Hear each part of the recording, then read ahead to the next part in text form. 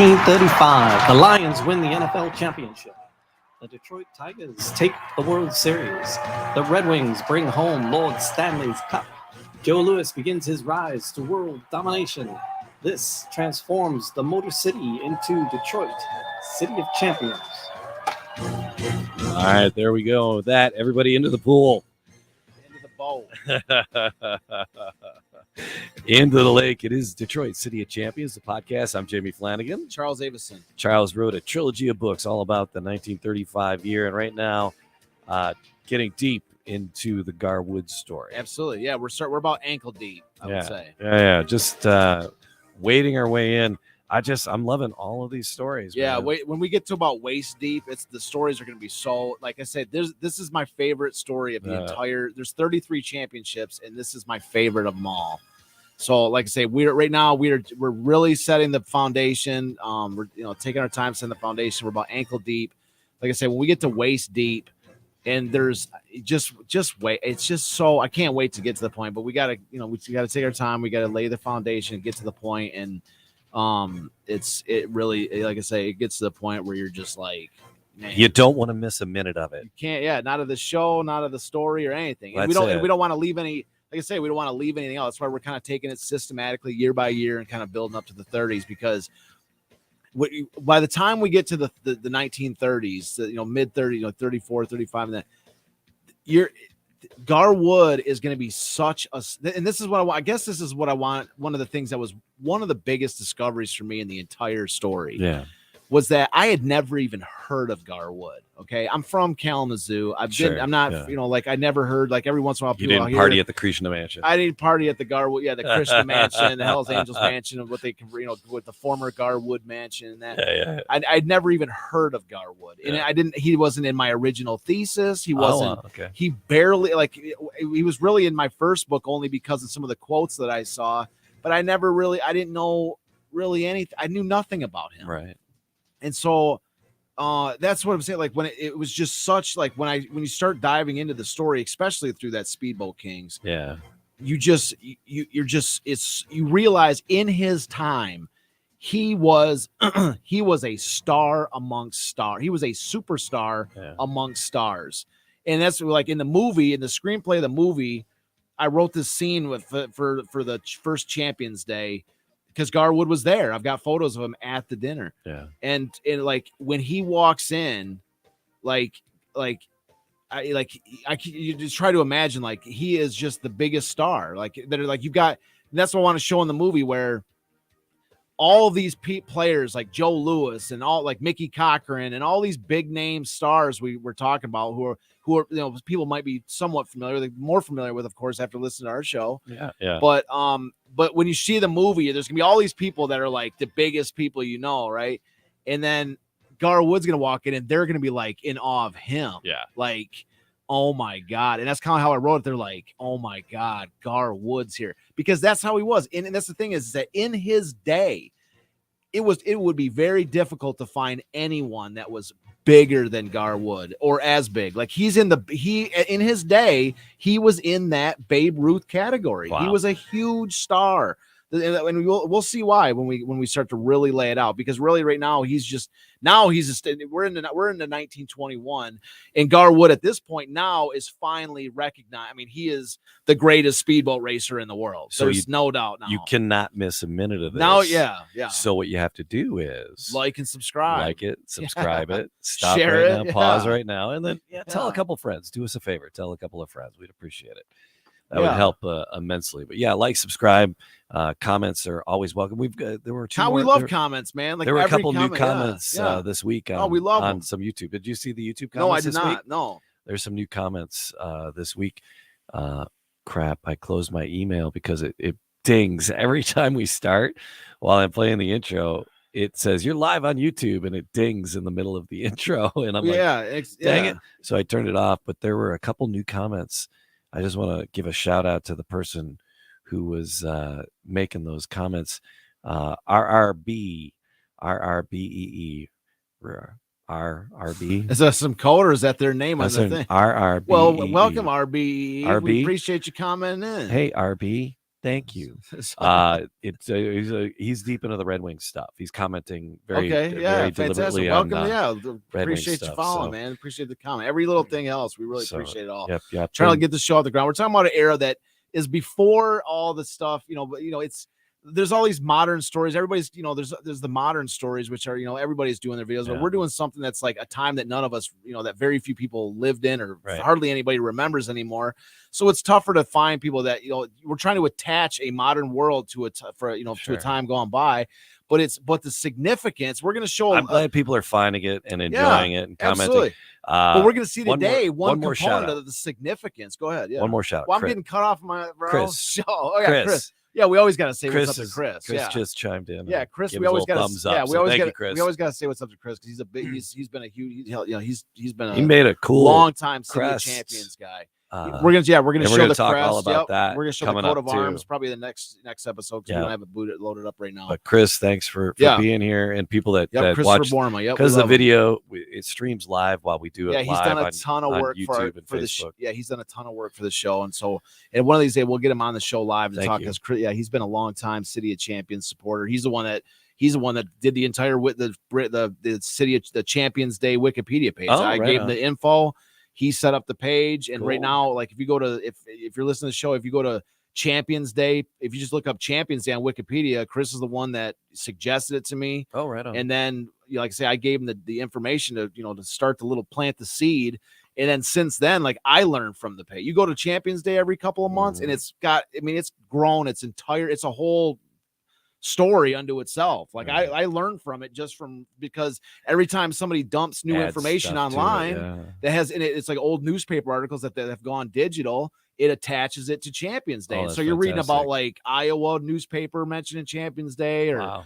all these different things connected into it. And then there's information that comes to light that you're reading about it going, oh, I never knew that. It's like it's our own Hey. page, and Christopher's one that started. So he's definitely a friend of the show, and we appreciate his comments. So in the last episode, they Gar just won his first Harmsworth, Harmsworth. 1920. That was in 1920. Yep. So that for 1921 brings the Harmsworth to Detroit. Brings it to Detroit. So now the Harmsworth in Detroit, the Gold Cup is in Detroit. Yeah, baby. Detroit is becoming the speedboat capital of the world. Speedboat Kings. Yes, and so that now we know the name of the book, just Speedboat Kings. This is Speedboat it. Kings. There we are. So Gar Wood. So Gar Wood now. Gar Wood's at the point now where He got lucky though, because he had that Miss America 1. on the calm waters. And- But by the sound of it, the Miss Detroit 5 would have handily handily hell yeah, won. would've. But This is Gar Wood we're talking about. Hell yeah, the Miss Detroit 5 would win. The final race. yeah. The second heat of the Harmsworth Cup was a race only between the Miss Detroit 5 and the Miss the America rest 1. were so far behind. The rest were It so was far just behind ridiculous. anyways. Yeah, so he was and the only reason. So think about it like this: if the waters have been choppier, the Miss Detroit 5 would have won the heat against the Miss America 1. Yeah. But it would have blown out the other one still. So Yeah. either way, Garwood would have won Yeah. that race. And so, you'll see that a lot. Garwood, despite all these races, Garwood starts to bring like 2 or 3 boats in, and it's always his boat that wins. Right. That is, his brother doesn't win, or these other guys that are driving. They're always sort of got like sort of ancillary characters, or they might win a heat to like help him Yeah. win the overall. But Yeah. otherwise, it's always his boat. He's always got the best. It's boat. him and the Bears. He's always man. got the best boat Well, too. yeah. He's It's like- keeping the best one for himself. Oh, too, 100%. So as much as that, so if it would have been rough waters, he might have been behind the Miss In the Detroit 5. five. Yeah. Yeah. So anyway, so 1921. Now the Harmsworth race comes to Detroit, and so at this point, Garwood's won 4 straight Gold Cups. He's won the Harmsworth, and he has set himself up as the greatest owner, driver, builder of speedboats in the world. I mean, Right. he's established. So now the question becomes: is he just sort of like a flash in the pan? Is there somebody else that's going to just become the next big thing? And so now he's basically a marked man. Like now, Detroit is the capital of speedboat racing. Whether you're going for the American Championship of the Gold Cup or you're going for the International Championship of the Harmsworth, you got to come to Detroit in either case, and you got to go against Gar Wood. Oh, So think so 1920. I have 600 engines I'm working on over here. Yeah, for people that are Detroit sports history, which is probably a lot of people that are tuning into the show. So 1921, what else is going on in Detroit sports right now in 1921? I have no idea. Nothing. There's nothing happening in Detroit sports. There's no Detroit Lions. We have no football. There's no football. There's no hockey. The Tigers are nothing. The Tigers Ty Cobb left the team. Ty Cobb was still with the Tigers, but he was only there for another couple of years. I think he was managing at this point. Okay. But the Tigers were nothing to write home about. They had nothing.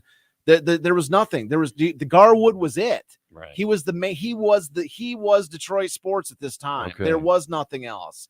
And so of course he's dominating the coverage. That's why he became so big, because for really a decade, from 1921 all the way through 35, there's nothing. 30 like the Lions didn't come to Detroit till 1934.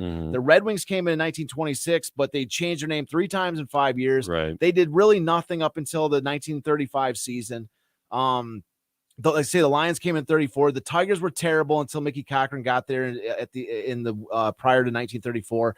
And so it was Gar Wood for a decade that had sole coverage, sole centerpiece. There was no Joe Louis. He came in 1935. Yeah. There was nothing there. Gar Wood was it. And we're going to see as the rest, not necessarily today, but we're going to see that he was so big that there's people there's literally a million people coming to the Detroit Riverfront to watch these races. But in 1921, we hadn't gotten up to a million. We're at this point, we're at 400,000 people coming to the races. The primary antagonist for Gar Wood in this story is a man named Commodore Sheldon Clark of the Chicago Yacht Club. Sheldon.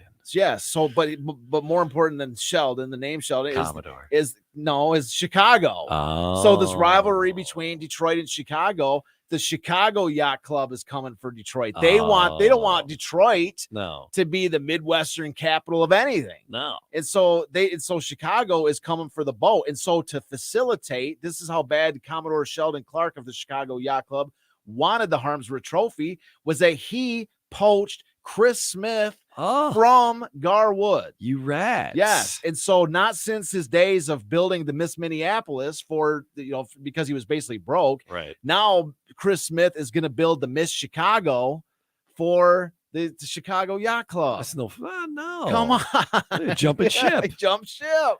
He builds the Miss Chicago to challenge against Gar Wood on Detroit River. They're probably throwing money at him. Totally. Totally. And so that brings up Chris the question. I gotta. So this brings up the question about why Chris Smith would betray Detroit. It wasn't that big of a wheelbarrows full of money. There you go. Yes. That's probably what it was. And so the thing about it was, and by no means am I saying he betrayed, because there's some very good reasons why he did what he did. And number one, is that we talked about how Chris Smith at one point, we had an episode, his last 7 cents. There was a point in Chris Smith's career where he was down to nothing. He had no money. And when Gar Wood came in, he was building boats for Gar Wood, especially the hulls of the boats. Yeah. And he was making good money working for Gar Wood, building these boats.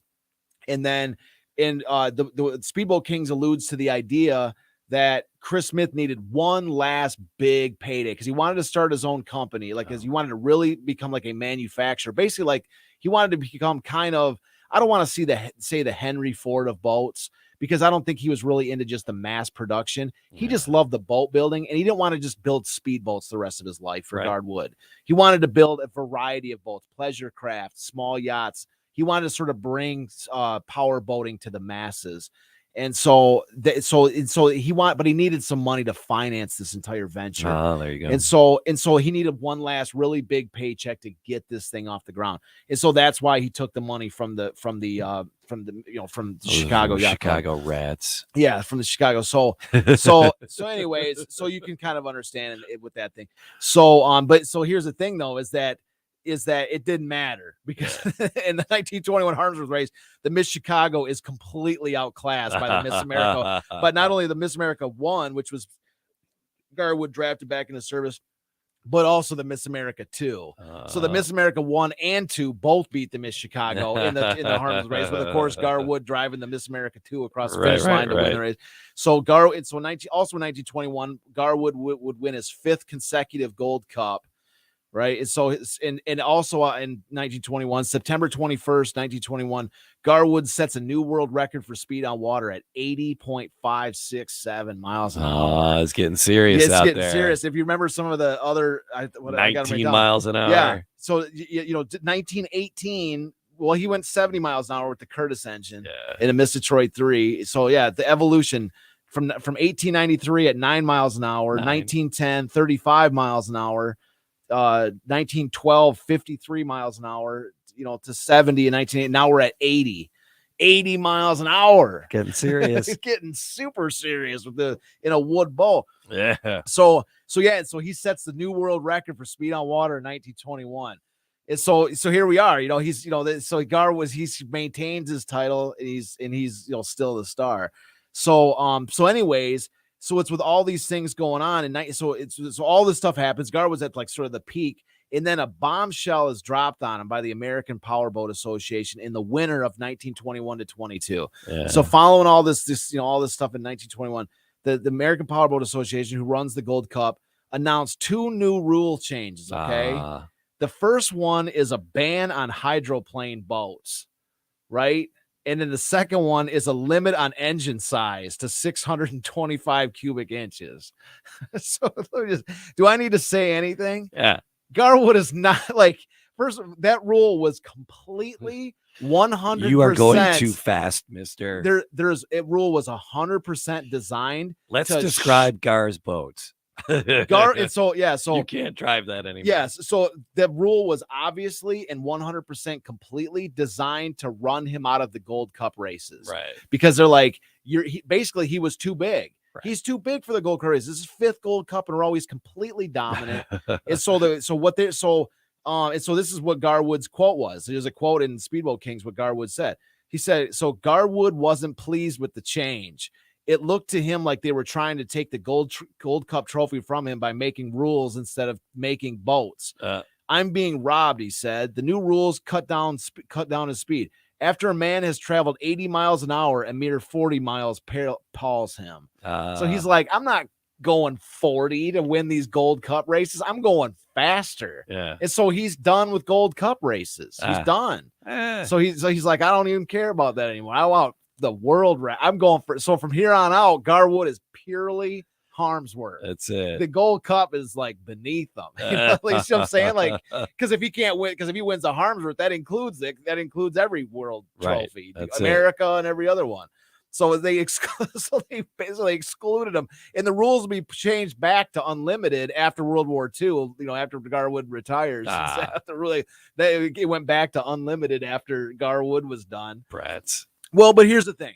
So I wrote this. But here's the thing. As rotten as it sounds, like, oh, Gar Wood got excluded. There was a couple reasons that the American Powerboat, they didn't deny that it was to kind of run him out. Yeah. But the reason was, they said the number one was that these custom hydroplane boats that they're building were just incredibly expensive. Okay. I mean, you had to be like a Gar Wood bazillionaire to build these custom boats and to keep up, because these things are getting damaged, and you had to have a ton of money to keep up with this. And so it was so expensive that it was pricing a lot of people out of these competitions. And Gar Wood was just dominating. So, and then the second thing is that, we talked about the idea of these hydroplane boats, how there was that flat plane on the back that would raise the front of the boat out of the water. Yeah. But at the same time, because everybody was doing these hydroplane boats because they were faster, there's less water friction, that what it was doing was that standard displacement boats, just your standard hull, what the tech for for improving the speed on water of just regular standard displacement boats was lagging way behind. Okay, because people focused on the other one. Yeah, so you still got the money was focused behind. Everybody was trying to win these races. They all had to use hydroplanes in order to try to compete. Right. And so just your standard power boat was being was like still in 1910, they're still going puttering along at 12 miles an hour while they got these super boats going 80.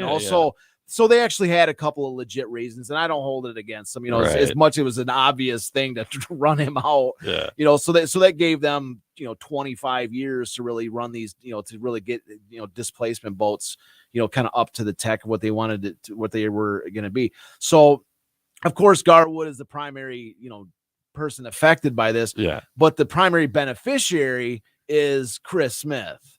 Okay. Because now, so Chris Smith is so since 1916, Chris Smith boat had won every Gold Cup since 1916. Right. So he'd been winning it every year. So and even before, I've actually got a few more years before that. I didn't write the years on but anyways, so Chris Smith had his boats had been dominating the Gold Cup. Yeah. And so this would continue for many years because this plays right into Chris Smith's wheelhouse. Right. So he gets to go from building these custom super boats for Gar Wood.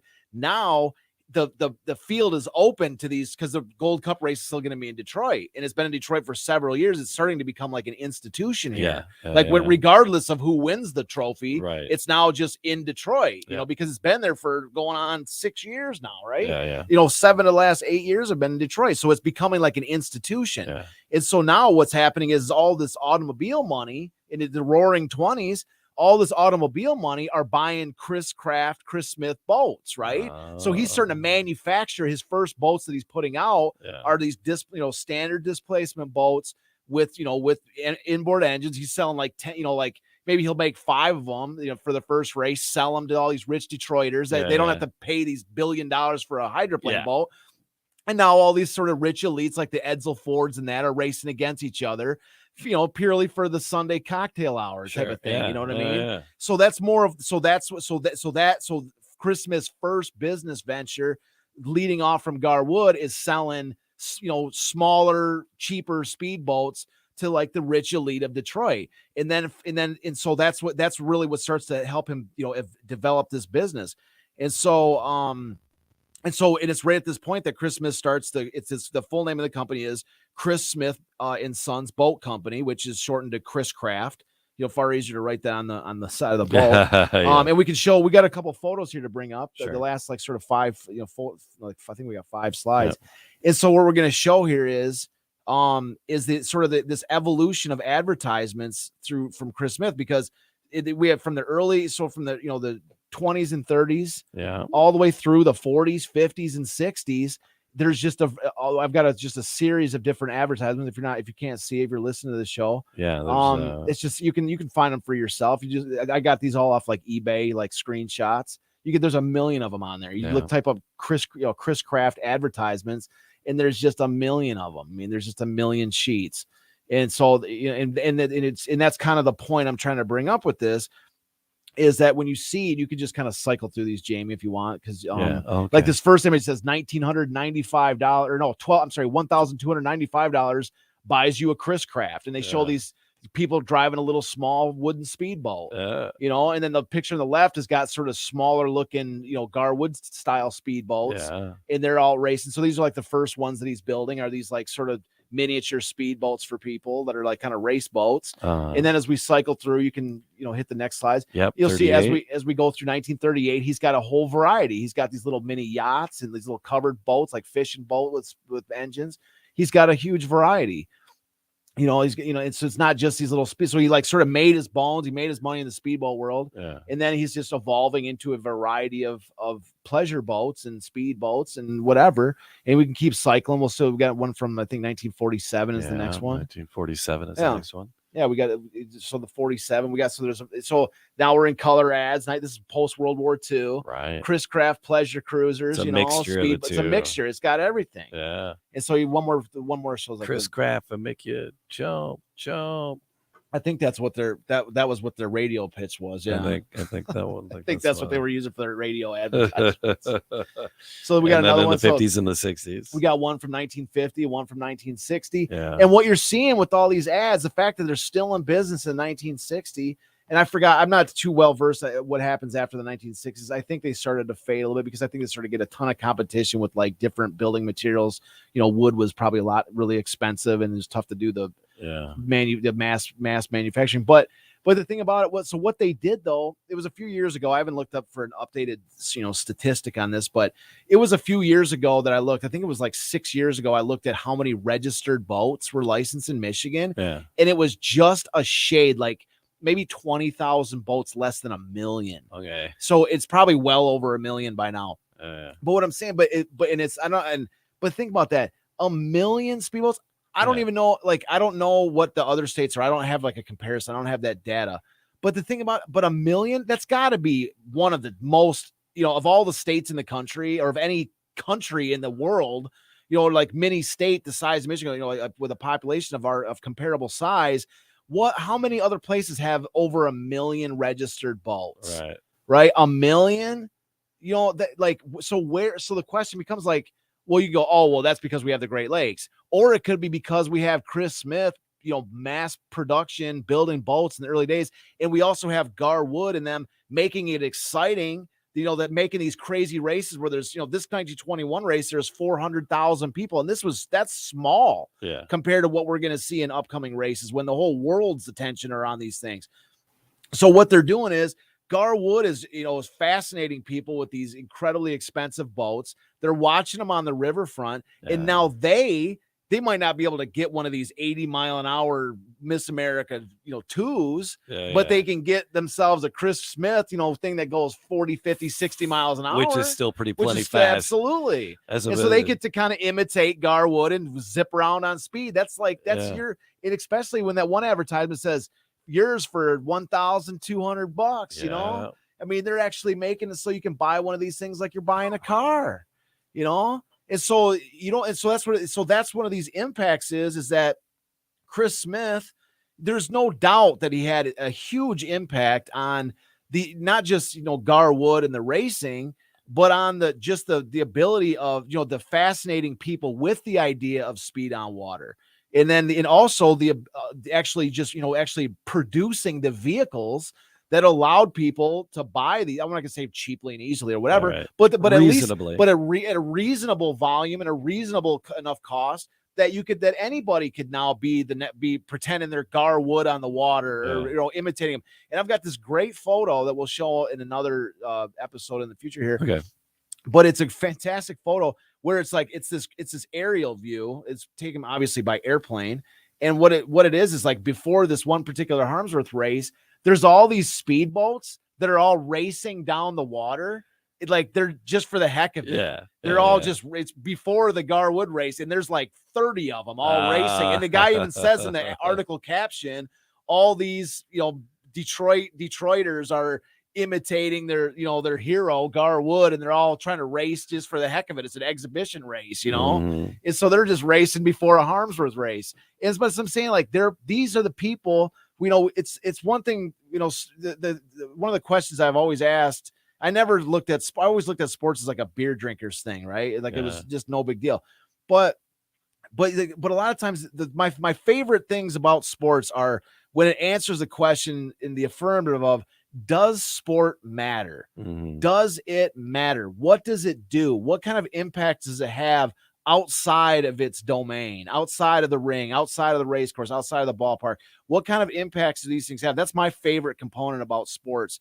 And this right here is an example of the kind of impact. We look around, we see speedboats and we just go, oh, it's cool. We got a speed on the river. But that started somewhere. It's like Henry Ford, when we talk about why did everybody have cars? Before Henry Ford started mass producing them, those automobiles were for only the elite that could find some custom built vehicle or whatever that, just you have some special mechanic make a car, and everybody else has got horses in that. And then once everybody started getting cars for cheap, it opened up the world for people to go and do stuff. And so that's the same thing so that's what we're talking about, like a sort of a Henry Ford like story here of how speedboats became disseminated to the public and in large volumes. And like people saw it on the river and they're like, I gotta get one of those things, and Chris Smith is selling them over here. So so that's why that's what I'm saying. Like, is sports important? Like the races, the capturing the public's interest and imagination, and then the Chris Smith going from being Gar Wood's boat builder Yeah. to being a mass production and putting these boats in the hands of these people for decades. That's what started all this stuff, you know. And if you ever go to Algonac, I tell you, it's totally. If you like this story, if you like this stuff, you know, and I've said it a bunch of times already, that Algonac is one of the crown jewels of Detroit sports. Yeah. It's got the Gar Wood in the Algonac Maritime Hall of Museum, not Hall of Fame, but the museum, and it's got a statue of Gar Wood out front of it. And and I'm telling you, if you have a chance, this any summer, this summer, whatever, any summer, pick a nice day, go to Algonac. Yeah. I know it's like kind of like you're like Algonac. I've never been there, and I have no idea why I would ever go. Just go. It's a beautiful little town. It's right on the river. They have little art fairs. There's one art fair in particular that's how I used to do it every year, and it's a beautiful little art fair. It's a beautiful little town, and it's there's kind of like one way into town. Yeah. It's not the easiest place to get to, but it's the coolest place because when you go there, especially if you're been listening to the story and you're following the story. When you go there on one of these nice summer days, the whole river is full of wooden Chris Craft boats. Oh, yeah. It's not your modern day boats like this. It's like it's like you've gone back in time, right? And I was doing this art show, and I'm telling you, I'm sitting there doing this art show, and every one of them I did. I think I did it for 4 or 5 years in a row. And like every time I went there was like wooden speedboats, like vintage 1930s. You're like, not only is the Gar Wood Museum right there, part of the art show, I can see Gar Wood. I'm selling our books about Gar Wood at a place with Gar Wood statue looking at me. Right. But behind me are all these Gar Wood ended up having his own Gar Wood. They call it like baby Gar boats, the Gar Wood boats. And so there was Gar Wood boats. There was Chris Craft boats. There's all these old wooden boats driving around. And you're like, this is awesome. There's another spot like that. In the UP, it's called Cedarville. Oh, really? Yeah. So you go up in the UP, and it's east of the bridge over by Marquette Island. They got wood boats like the Chris Crafts? They have a boat building school. Oh, really? So you can learn how to build these kind of boats. Yeah. And the harbor is just filled with all these boats. It's so cool to Colleen see. and I were looking they're at a loud, property up there. they're loud, they're freaking, but they're just beautiful. Gorgeous. They're beautiful It's boats. sunset and just the sun glistening. Yeah. It was just amazing. There's a scene, if anybody's ever seen Indiana Jones and the Last Crusade, there's the scenes where they go to Italy and the one boat gets all chopped up, but they have those two beautiful boats. I forgot to even look. I don't even know if they're Chris Craft boats or not, but they're that style. I think they are because they have like the sort of 2-seater thing, and they're beautiful boats. One of them they chop up, for God's sake. It's like the worst tragedy watching them chop one of them up in that boat propeller. But it's just got that, it's got that nostalgia where it's like nothing screams like that, that quality, like those handmade wooden mahogany Chris Craft speedboats. And so this Algonac is where the stuff starts. and Cedarville, though, if you're into these boats, I'll have to take a look at Cedarville. It's I didn't know that. Yeah, it's an amazing. And there's a school, so it's like you see all the wood. They got all the logs stacked to be finished. That's awesome. I definitely going to say, I definitely got to check that out. But I'm saying like this is where it all starts. There's a reason for everything. Like this is for Detroiters, for people that care about Detroit sports, and that like this. This is where it all starts. This is a one particular genre. This is the speedboating component. This is where this stuff starts. But you see anybody that's following along with this now, we're on episode 55. All these different stories weave together this tapestry of like you're following each of these stories, and we see every one of these stories we've talked about how these things set the foundation for everything else that came after it. And when you weave it all together, you see this tapestry of Detroit history, Detroit sports history, and it's just unbelievable. It all starts here. So, that's where we're at. Episode after, that's where we're at. So that's it. So thanks for throwing on a life vest and getting in the boat with us for this ride. We appreciate it. Like and subscribe, leave a comment. tell a couple of friends, leave the comments, and we appreciate everybody there. And all right, that's it. Episode 55 out, 56 next. We're about to Everybody- be like 280. Everybody out of the pool. Yeah.